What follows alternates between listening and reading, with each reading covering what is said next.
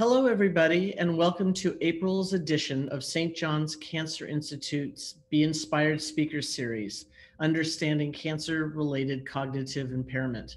My name is Gene Goldsmith. I'm a Director of Development at St. John's Health Center Foundation. St. John's Cancer Institute, our name as of January 2021, may sound new to some of you, as you have known us as the John Wayne Cancer Institute for many years. At the end of 2020, the licensing agreement allowing Providence St. John's to use the name and likeliness of John Wayne on the Institute and the fellowship program expired. Going forward, the Institute will now be known as St. John's Cancer Institute. The name is in change only. It will not impact the Institute's operations in any way, and the fellowship program will now carry the name of the physician who founded the Institute and be called the Donald L. Morton, MD, Complex General Surgical Oncology Fellowship Program. St. John's Cancer Institute will continue to provide excellence in research, education, and cancer care through innovative clinical trials and laboratory research, the education of the next generation of surgical oncologists and scientists, and of course, state-of-the-art treatment for our patients. Going forward, we will expand and deepen the focus of our main pillars of cancer research: immunotherapy, genomics, and precision medicine. Before we get started today, I want to give you information that will help you ask questions of our presenters. As you will notice, everybody but the presenters are muted so that you will be able to hear them well. In order to ask questions, we hope that you will, and we hope that you will need to use the chat function on the that's on your screen. It looks like a little thought bubble found at the bottom of your screen. We will see your question and Dr. Martin will ask the physician. If we do not get to your question during the webinar, we'll follow up in an email to you with an answer. And if you have a question after the webinar, please don't hesitate to email us, and you can find our email address on any of the emails that we have sent you about this webinar. We have a very interesting hour in front of us, as we will hear from a medical oncologist, a psycho-oncologist, and a brain health expert about cancer treatment and the correlation to cognitive issues. We will also hear about anxiety and depression in relation to cognition and what you can do to support cognition and brain health. I'm very honored to introduce the panel today.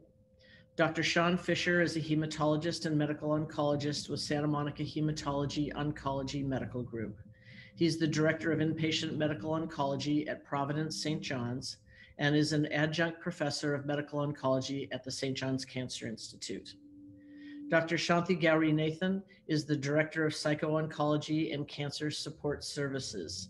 Dr. Gowrinathan is one of the few psychiatrists in Los Angeles primarily focused on oncology in a field known as psycho-oncology. She brings her expertise to St. John's and the John Wayne Cancer Institute, growing our supportive care programs and leading a team that focuses on the mental health aspects of a patient's cancer journey. Dr. David Merrill is an adult and geriatric psychiatrist with double board certification by the American Board of Psychiatry and Neurology. He is the director of the Pacific Brain Health Center at the Pacific Neuroscience Institute. His research interests include aging and memory, mood disorders, fitness and cognition, and Alzheimer's and related dementias. And moderating today is Dr. Neil Martin, the Interim Executive Director of the St. John's Cancer Institute. Dr. Martin is a neurosurgeon and is also the Regional Medical Director of Neuroscience for Providence, Southern California, overseeing neurosciences for Providence hospitals and clinics across all of Southern California. Take it away, Dr. Martin. I think you're muted. Yeah. Great. Thank you. Thanks so much, Gene. I'm delighted to be here with three of my favorite colleagues, and we have an interesting hour ahead.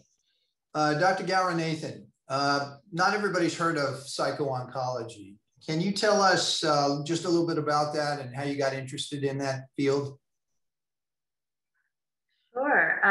So psycho-oncology is basically the practice of psychiatry in the context of medically complicated patients who have cancer. So because we're dealing with a patient population with a lot of medical complications or medications that are involved in terms of treating the cancer, It's really important to know what's going on with the cancer, understand what treatment regimens are being used, understand what effects those might have on the brain and the mind. The really fun part is that I get to be the person who walks with people throughout their cancer journey. I get to see them improve. We get to work on quality of life issues, and people start to, sort of find themselves, enjoy their life again. So it's an incredibly rewarding job, and I can't imagine doing anything else. And for patients as well, I think it's an important part of treatment. It does really help with getting back to our lives after cancer. Thanks. Dr. Merrill, brain health is a topic for many of us these days. Can you tell me how you got interested in this field in psychiatry? Oh, happy to. So I started out my training interested in studying aging more generally, and was just drawn to the process of the aging brain. Even with so-called normal aging, there's an expected modest or mild decline with memory, other cognitive functions as the decades wear on in life. And so I started looking at that in neuroscience in graduate school, and figuring out and finding out how are ways that we can push back, how can we kind of keep ourselves stable in terms of memory and cognitive function with both normal aging, and then also when we come under stress with major medical illnesses, major health stressors. And so that's brought me into the field of adult and older adult care, looking at the interplay between our body's health and our brain's function. Terrific. Dr. Fischer, you've seen a lot of changes in oncology and cancer treatment over your career. What do you think has been the most impressive or revolutionary? Well, first, thank you so much for the opportunity to speak today, and thank you for the question, Dr. Martin. It's been an extraordinary time in oncology, particularly over the past several years. As a fellow nearly 20 years ago, it was the age of chemotherapy. Shortly thereafter, we started to embark on this era of targeted therapy, which has really been the mainstay of oncology for the past decade or so. And more recently, there have been such tremendous advances in the understanding of cancer development, cancer growth, and how to not only target cancer in a very precise way, but also to utilize the body's immune system, both with medications and with techniques outside of the body, and reintroducing aspects of the immune system back to the body, which have really expanded the breakthroughs and the survivorship, which is why I think today's topic is so important. Excuse me, because we're seeing so many more survivors, so many more patients with metastatic cancers who are living a lot longer and dealing with a lot of the cognitive effects of treatment. Right. Well, let me just follow up on that.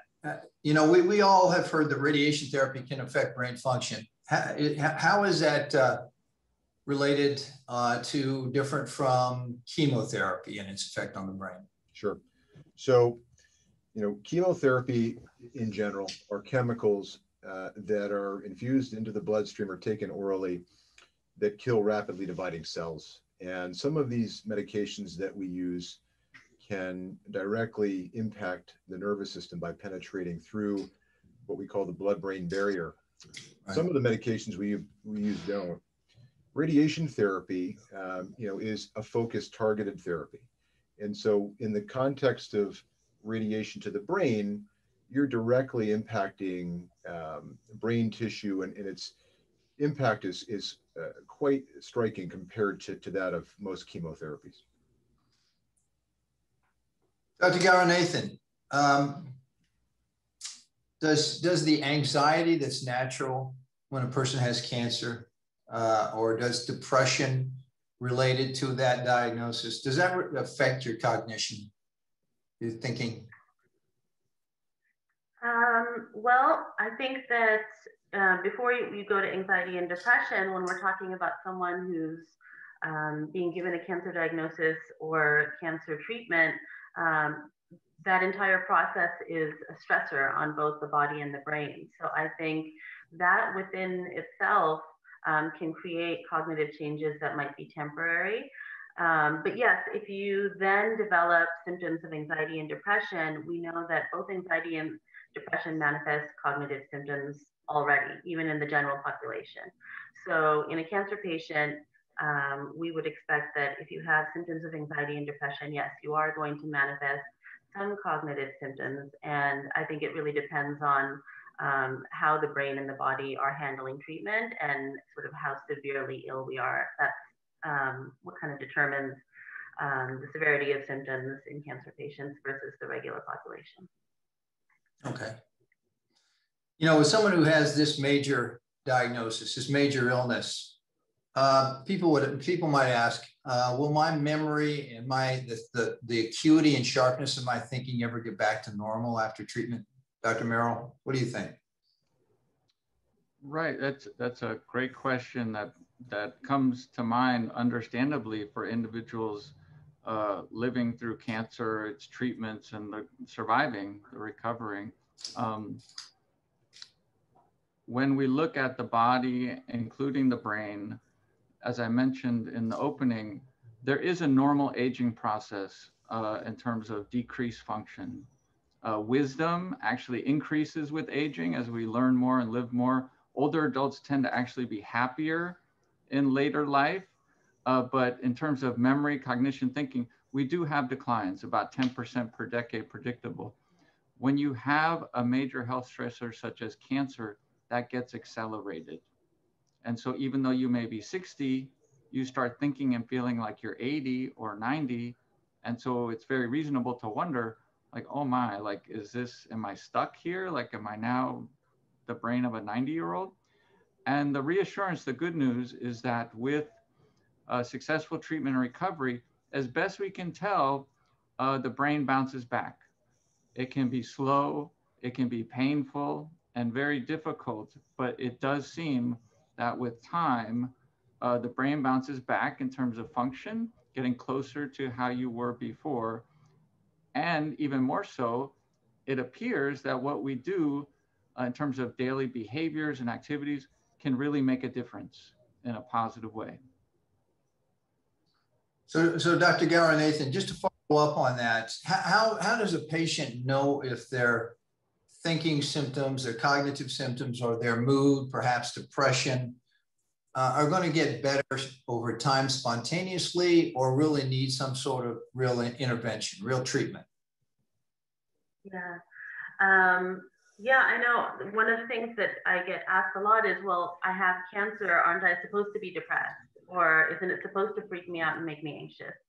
And the answer is, you know, we can have a variety of emotional responses, but when we're talking about anxiety and depression, we're talking about symptoms that sort of grow larger than we are.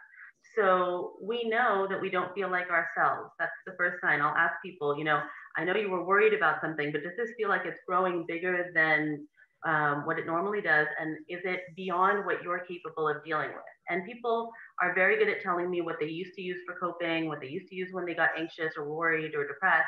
And the key is that none of those things are working anymore. And that's when I think it's important to look at treatment. Now, being a psycho-oncologist, I err on the side of, you know, why not get the opinion of someone? Talk to your oncologist. I know that with Dr. Fischer, he works really hard with patients to talk about their emotional symptoms before sending them to me, and a lot of times sort of validating and normalizing what seems to be sort of appropriate. But there is a lot we can do to help, and I don't know that patients need to struggle with fixing all of that on their own. So, and I think people assume that if you're going to see a psychiatrist, you know, a lot of people say to me, you know, I have cancer, I'm not crazy. And I think the role that the psychiatrist plays in cancer is very different.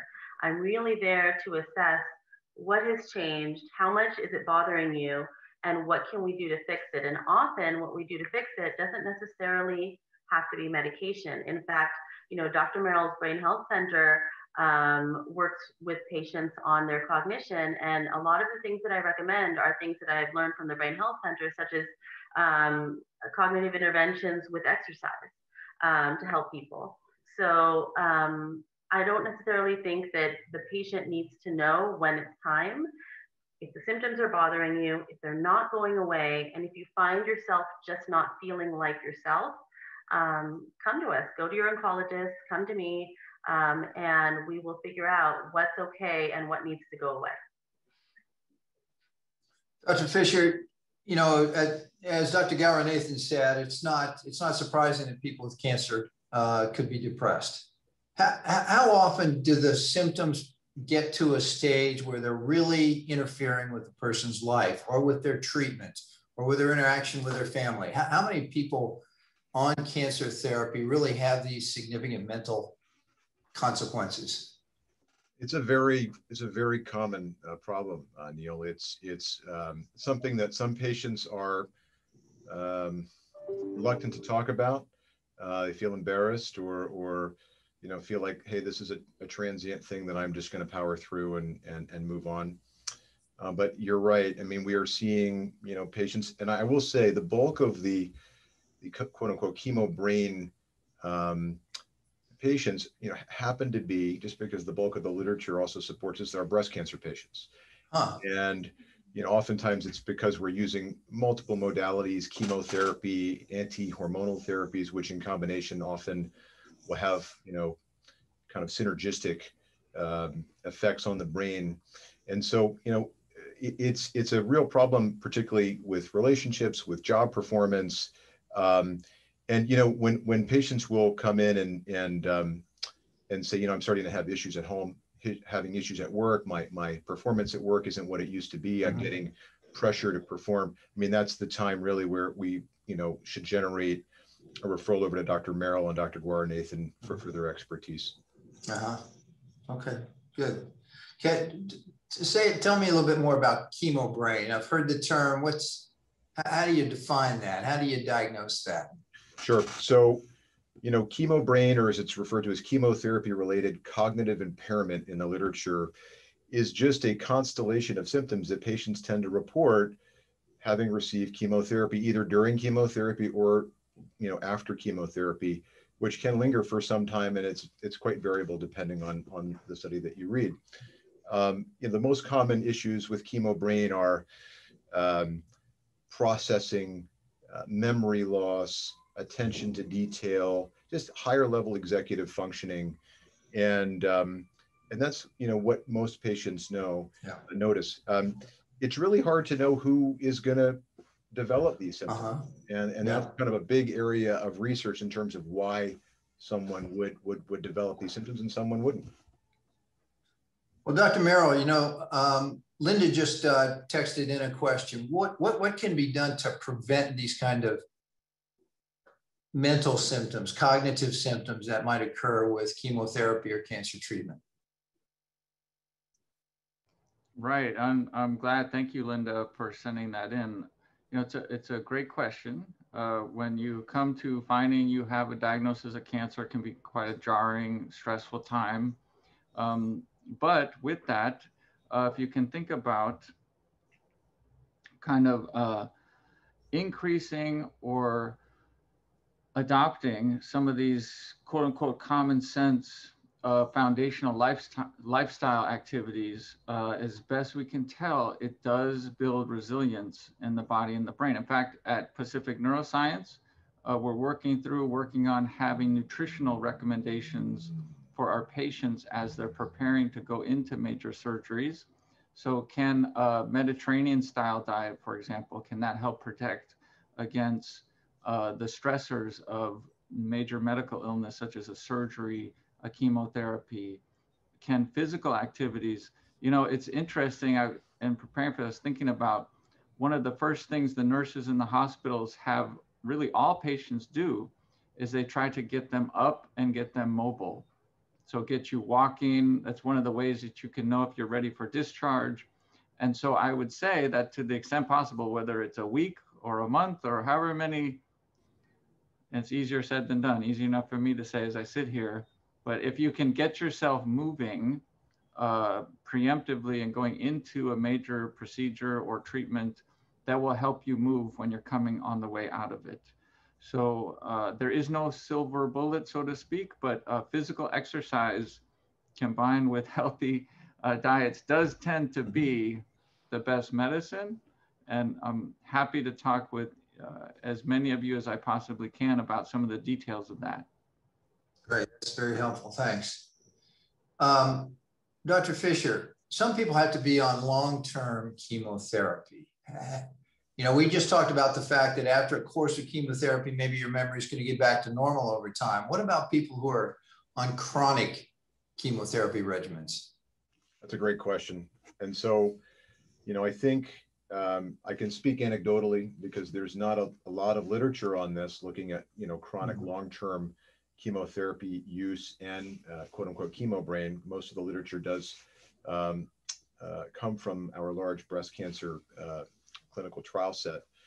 But, you know, a lot of the chemotherapies that we use outside of breast cancer may not make it to the brain. They may be unable to pass the blood-brain barrier. And so to harp on what Dr. Merrill just went through, I mean, we know definitively through a body of research that physical activity improves the fatigue aspect of chemotherapy treatment beyond a shadow of a doubt. In fact, our group was part of a clinical trial in a breast cancer population that did establish that.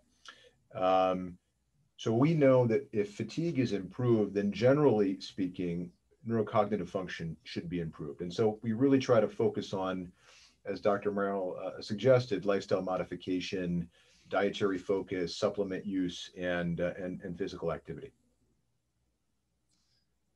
So one follow-up question, Dr. Fischer. Randy writes in that his brother or her brother was diagnosed with stage 4 pancreatic and liver cancer. The oncologist decided to give him a large dose of chemotherapy, and at home he was having frank hallucinations. He thought people were trying to break into his home. Is that something that you've heard of before? Is that something that's normal?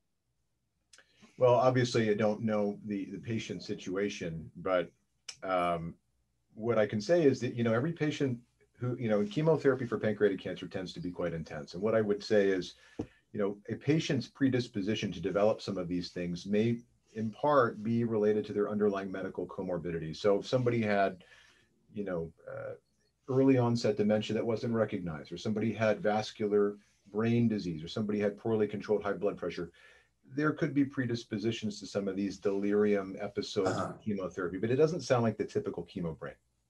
Well, it does sound, Randy just elaborated, the patient was on antibiotics for pneumonia at the time, so maybe there was an interaction there. That's what it sounds like. Dr. Gowrinathan, how do you feel about using stimulants for people who complain of chronic fatigue when they're undergoing cancer therapy?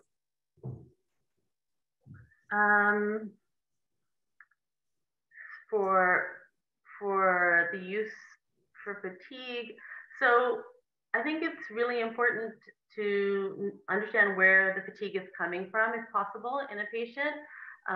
You know, as Dr. Fischer discussed earlier, with breast cancer patients, we need to be on, a lot of times we need to be on endocrine therapy that's 5 to 10 years, and most of those can cause fatigue as a symptom.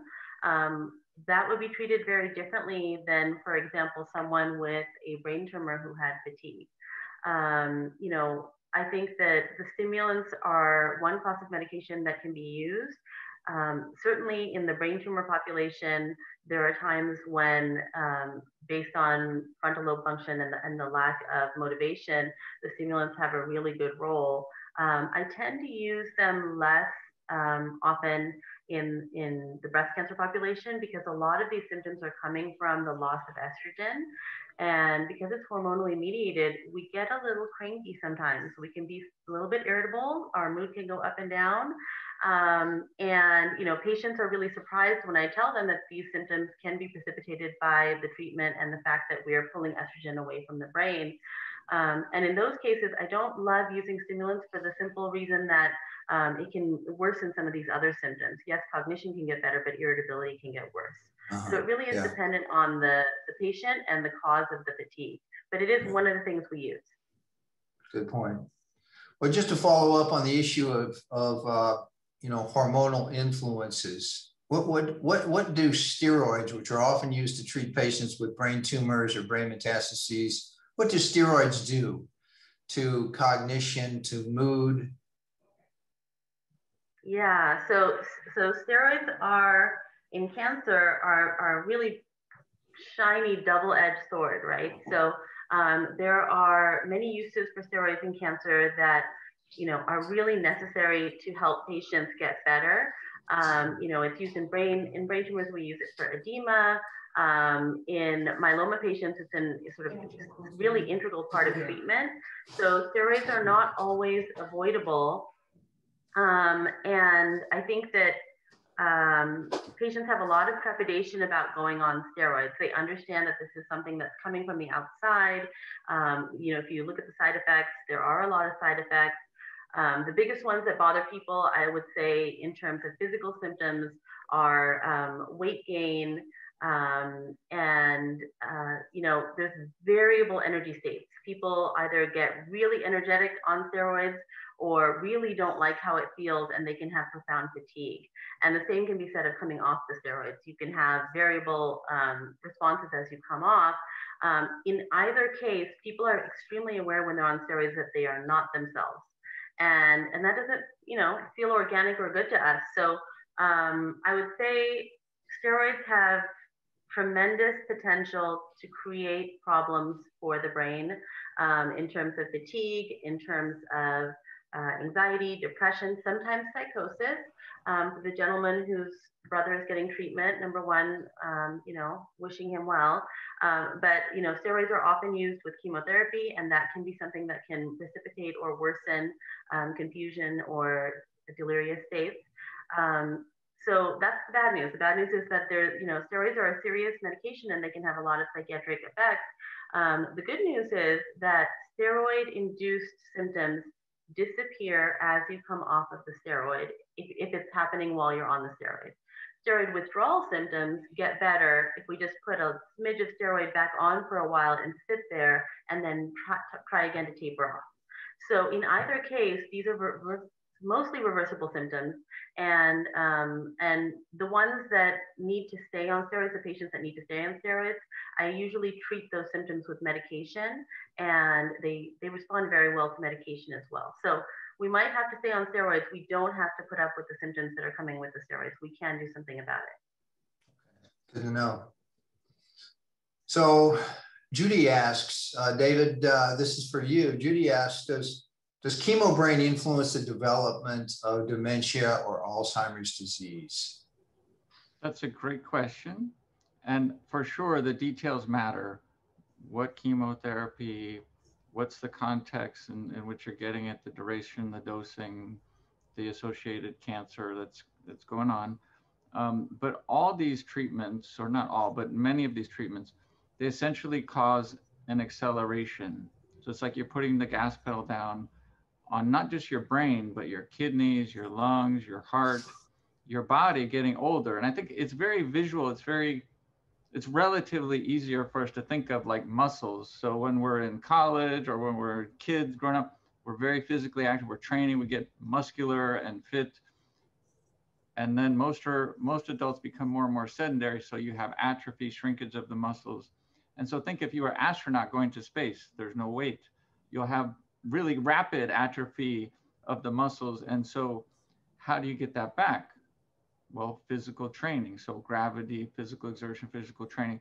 And so the process of going something like a cancer illness, the therapies that are related to it, it will cause a degradation of your body and an acceleration of an aging process.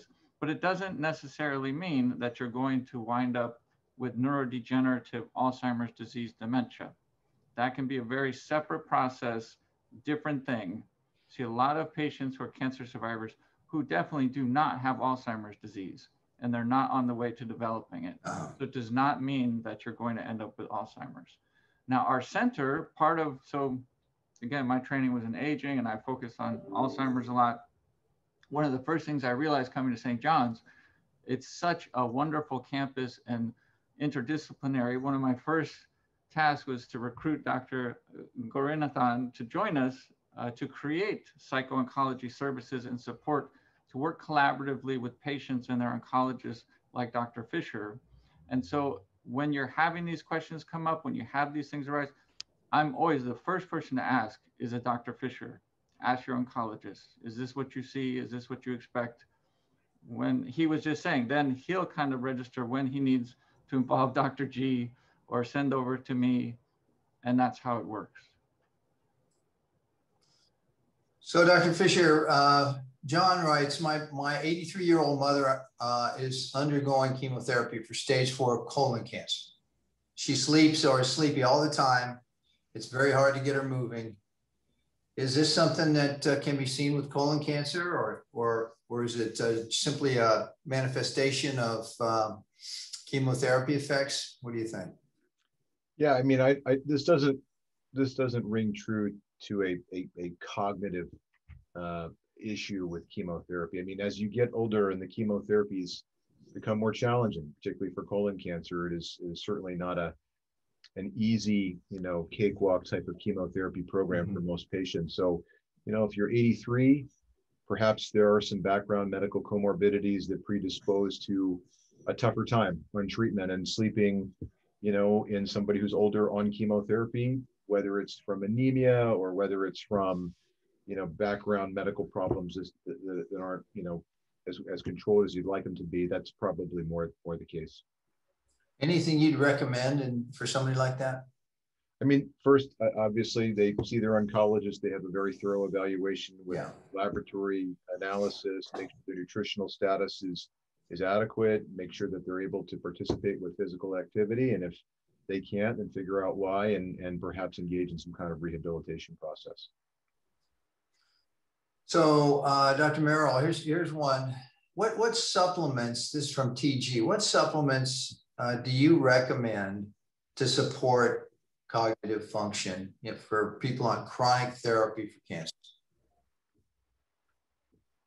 Right. So, it's interesting. I was almost previewing my answer to this and talking about partnering with the oncologist, partnering with primary care doctors as well. For example, the realm of antioxidants. I might be really gung-ho about antioxidants, but there may be a cancer or treatment where they don't want them to be on antioxidants. Their treating doctors don't want them to be on. So first and foremost, when you have an active or recovering from a major medical health concern, you want to run all these things through, proverbially speaking, your quarterback. If that's your oncologist, if that's your internist, great. From the brain health end of the spectrum, we're dealing in a lot of the same supplements. I have kind of a top 10 list that I keep, and it's not a matter of super supplementing or esoteria, like really oddball things. It's kind of the tried and trues, things like making sure you're, if not in your diet, that you're checking things like the B vitamins, anything between folate to B12 to B6, but then not overdoing it, because outcomes can be worse. You can have, so there are lab levels to check these days, thank goodness. And then other things are like the omegas, the omega-3s. One day there's a huge study shows benefit. The next day there's a huge study that shows you shouldn't even do that. So having healthy fish in your diet a couple times a week, if you're open to that, that's a good approach. I don't believe in mega dosing of anything, of supplements or vitamins, but if you are going to take a supplement, I do try to find ones that have been third-party tested for purity, for potency, that they actually have in it what they say they have in them, and then for price. I feel like there's a lot of very reasonably priced, high-quality supplements that people can take if they're looking for something in particular. Not to go on, but back in my university days, we did a study of curcumin, which is found in the turmeric plant root, and it's anti-carcinogenic, anti-inflammatory, anti-amyloid. So it's pleiotropic. It has a lot of different mechanisms. And so there are forms of curcumin that are well priced, they're absorbed well in the gut, and they go into the brain.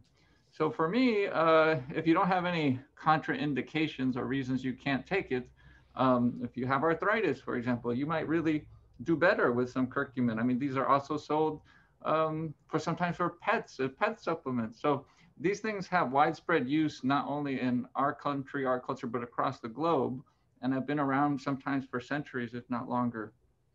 I'm sorry, that's a bit of a long-winded answer, but it's kind of good. The fun part for me. So in any case. That's interesting.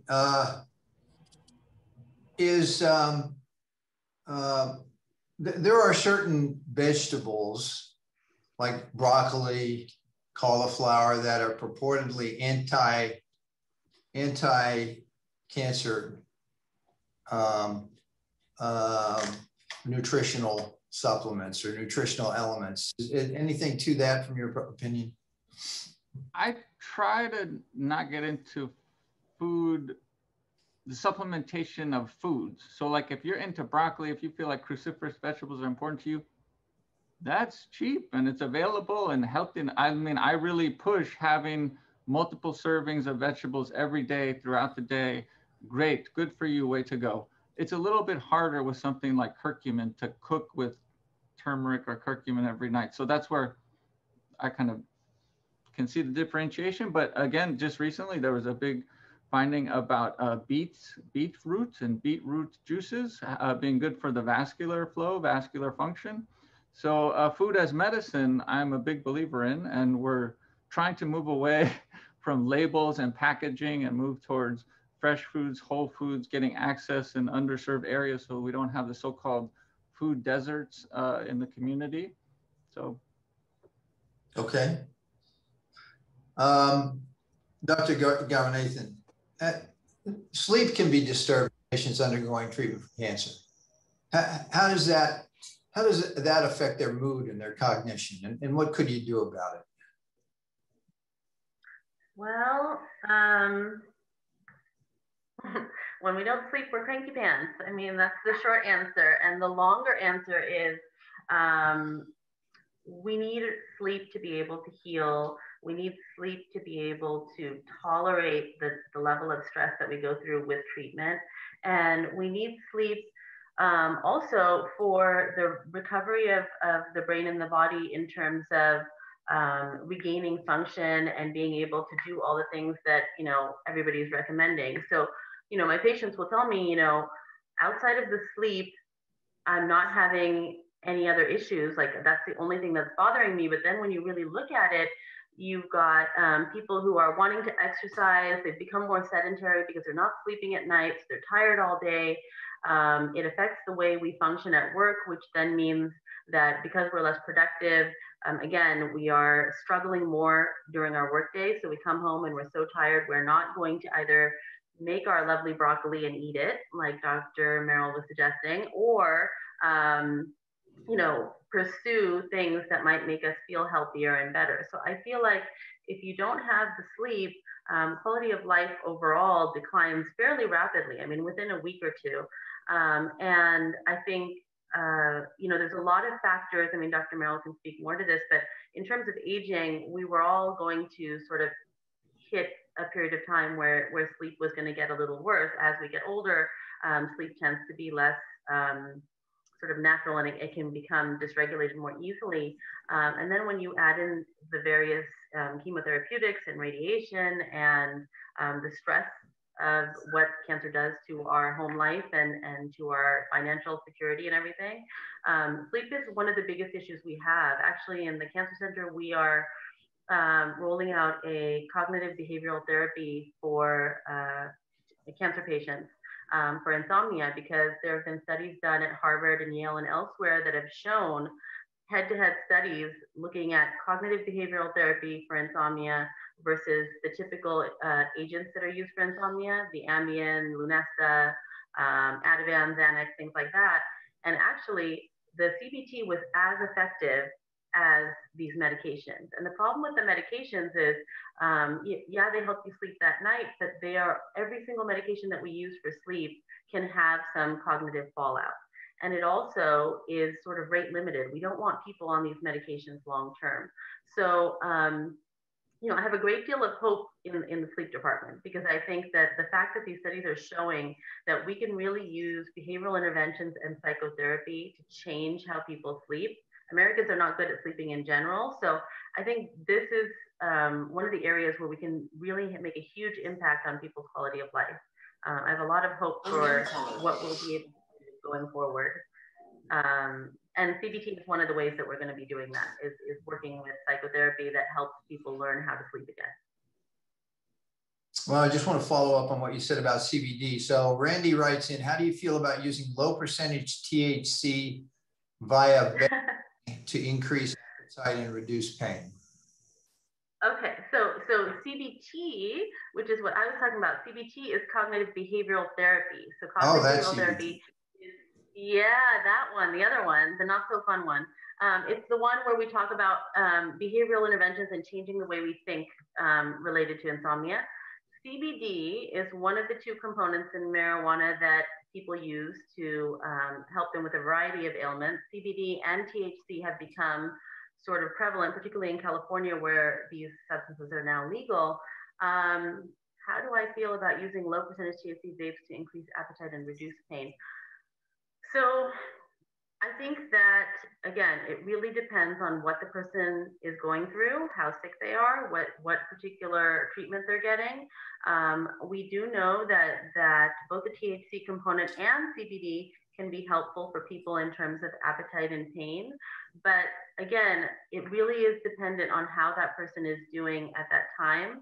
I think as a psycho-oncologist, my big concern with THC in particular is that it's a psychoactive agent. So it does have ramifications in terms of people's thinking, in terms of a potential for psychosis. And if we use it incorrectly, we can actually end up with like rebound symptoms. We can use it and then end up with rebound anxiety, rebound nausea, rebound irritability. So my answer for that is try and make sure that, number one, your oncologist knows what you're doing, and number two, that it's being done in a way that does not cause more symptoms than it helps. So I know it's vague, but since I don't know the patient, that's my best answer. But generally, okay to try it and see what happens. In California. Depending on the patient, yes. Okay. So Dr. Fischer, Judy writes in, before starting chemotherapy, are there any tests that you commonly do to evaluate brain function, cognition, emotional stability that may help you select the right kind of chemotherapy or could assist in post-chemotherapy management?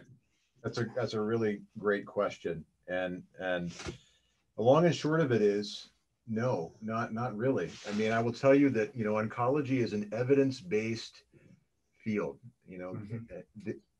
screening patients for potential aspects of chemo brain risk. It's not part of our standard of care approach. Now, that may change. Now, that said, of course, you're going to do a very thorough intake on a patient before you select their treatment. And you're probably going to tailor the therapy appropriately. But in terms of chemo brain, cognitive dysfunction issues related to chemotherapy, this has been actually one of the biggest problems with the data set that's out there looking at this, is that there is no pre-treatment baseline to compare. And so these, the need for longitudinal studies to really address this particular concept is something that is a great clinical trial question. And there actually are a lot of ongoing clinical trials trying to sort this out. Okay, good. Shanthi, we just got a little advice for you from Michael. He says, cannabis, start slow, start low, go slow. So there you go. Thank you, Mike. That's a good advice for a lot of things, I would tell you. Dr. Fischer, is there any connection between tamoxifen and cognitive impairment? Lori asks this. It's a good question, Lori, and the answer is yes. Tamoxifen is an endocrine therapy we use for breast cancer, and patients are often on this therapy for a minimum of 5 years. And while we believe that the impact is not generally as significant as chemotherapy, it certainly can have some aspects of some of the processing and executive function issues that we see with chemotherapy. So it is certainly a possibility. And generally speaking, when tamoxifen is stopped, these effects will resolve. Dr. Merrill, there are certain medications that we use to help alleviate symptoms anyway, even though they're not curative for Alzheimer's disease. Do they have a role in people with cognitive impairment after chemotherapy?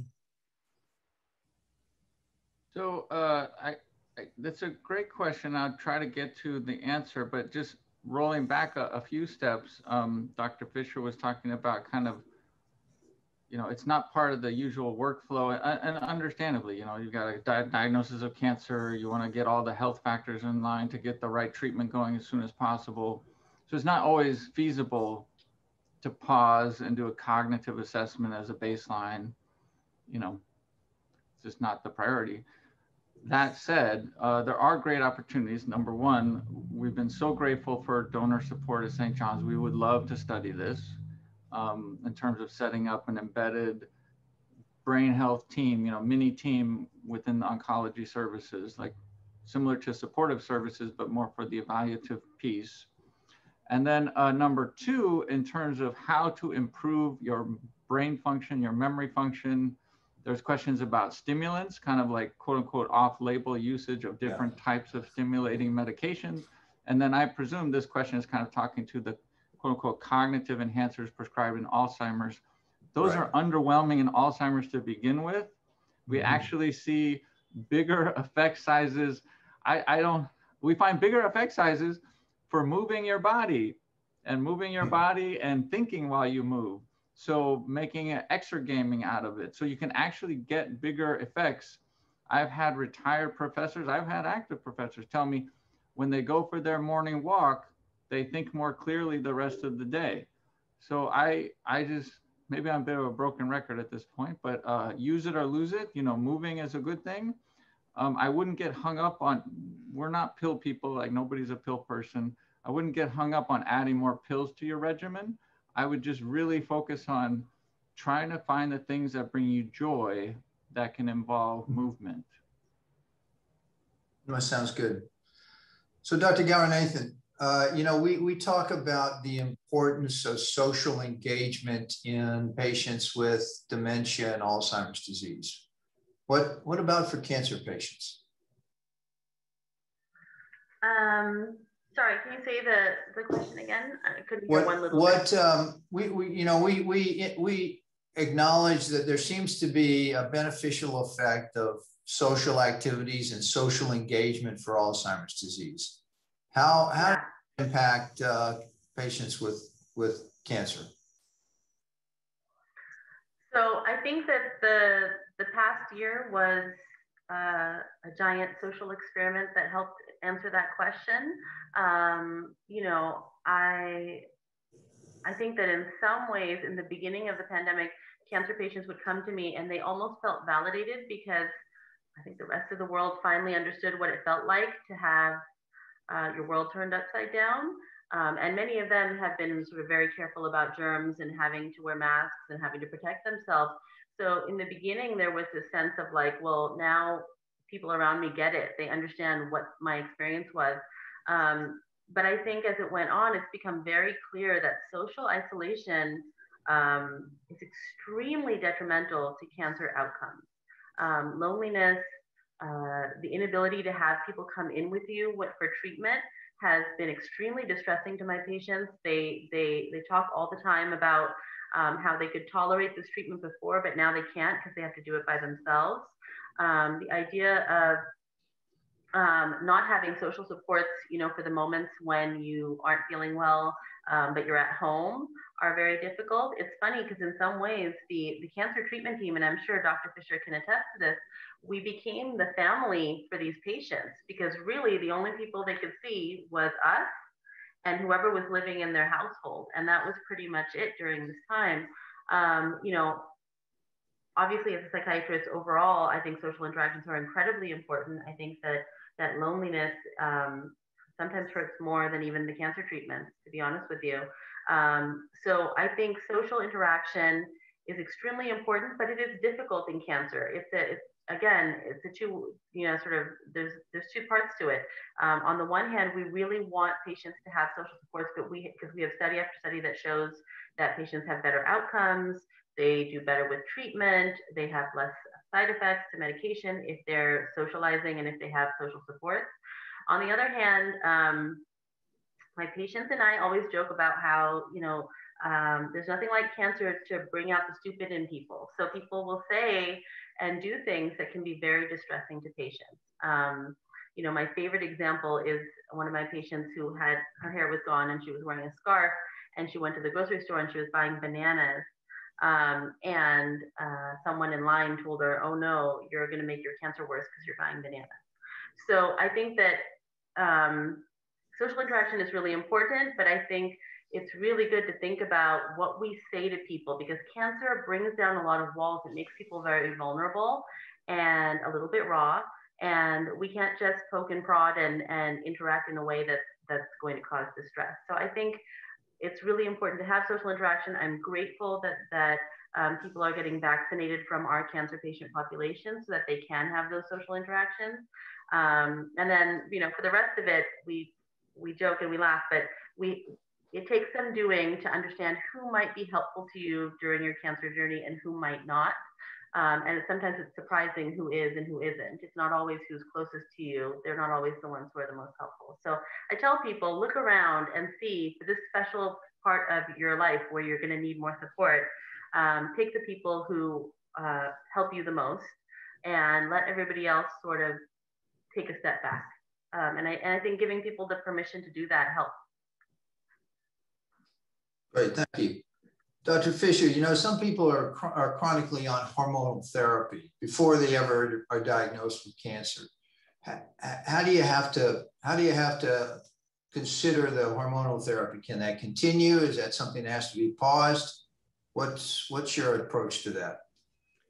I think that's a loaded question, Neil. I think, clearly there are cancers such as hormone receptor positive breast cancer, where a continuation of hormonal therapy, HRT, hormone replacement therapy, would be an absolute no-no, being a big contraindication, because potentially such HRT may have even contributed to the development of the cancer. And there are certain other cancers where there are patients who have significant menopausal difficulties who rely on HRT, and without it they feel horrible. And if the cancer diagnosis, if HRT is not going to be detrimental to that person's prognosis, then it is perfectly reasonable to continue. Okay, thanks.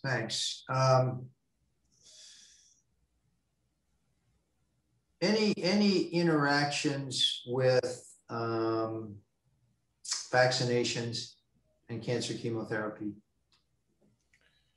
So another great question. And the answer is, we really don't know. The clinical trials that launched the approvals for the vaccines did not include patients on chemotherapy.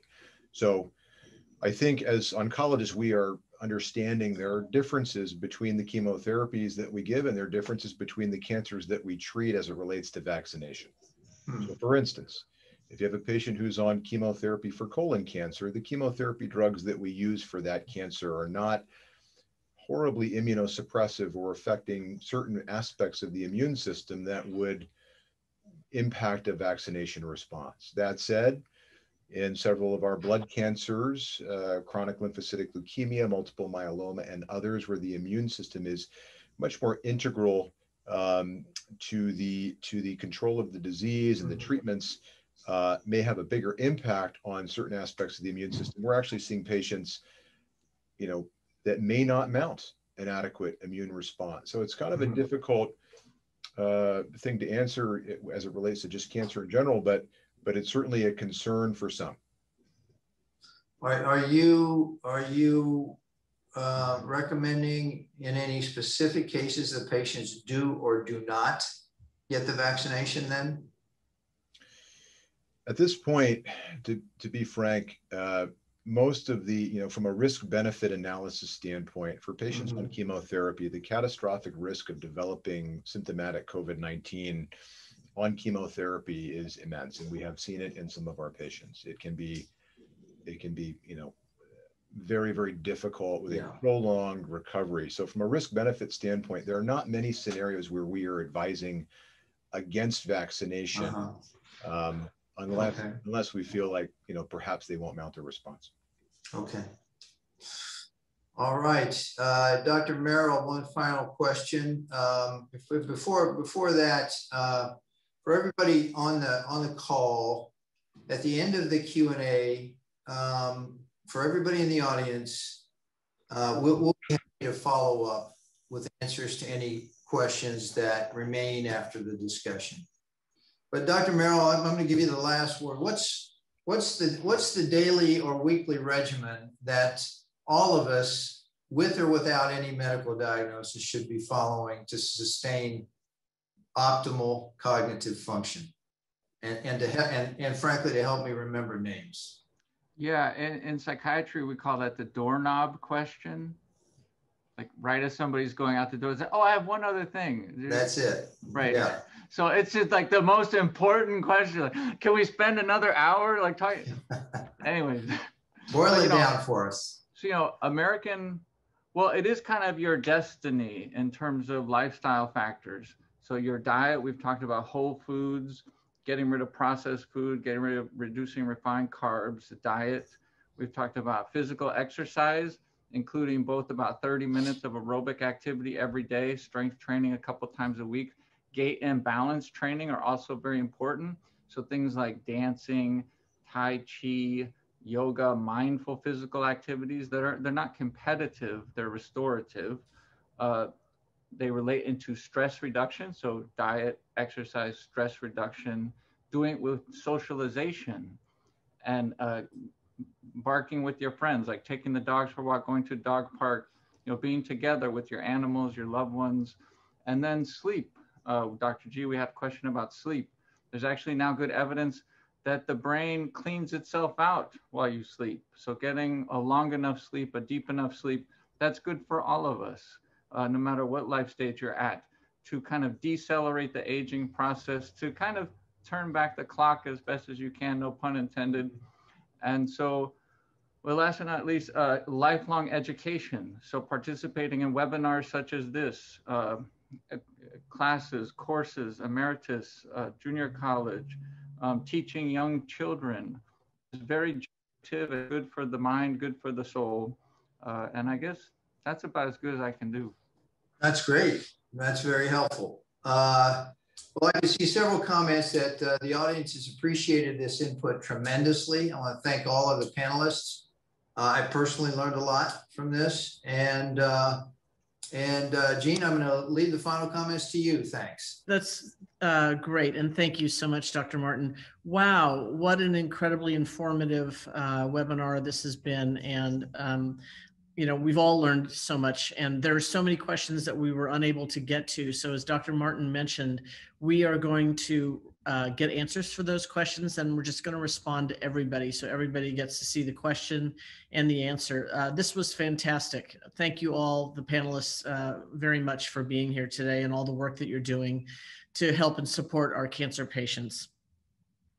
Much of this work obviously can't be possible without the philanthropic support of our clinical trials and supportive care programs. So thank you to our audience for considering how you may also help support this work. And we hope that you will be able to join us on future webinars. We do this on a monthly basis.